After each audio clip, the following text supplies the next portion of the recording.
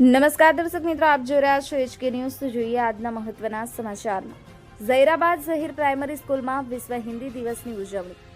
તારીખ 13 સપ્ટેમ્બર શનિવારના રોજ ઝહીરાબાદ ગામે આવેલી ઝહીર પ્રાઇમરી સ્કૂલમાં વિશ્વ હિન્દી દિવસની ઉજવણી મોટા ઉત્સાહ સાથે કરવામાં આવી હતી।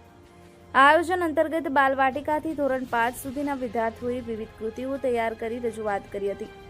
હિન્દી ભાષાની મહત્વતા દર્શાવતા ચિત્રો, કાવ્યો અને સર્જનાત્મક પ્રવૃત્તિઓ દ્વારા વિદ્યાર્થીઓએ પોતાનું ટેલેન્ટ રજૂ કર્યું હતું। આ કાર્યક્રમ દરમિયાન શાળાના આચાર્ય શ્રી રફીકભાઈ મેમણ તથા સમગ્ર સ્ટાફ હાજર રહ્યા હતા।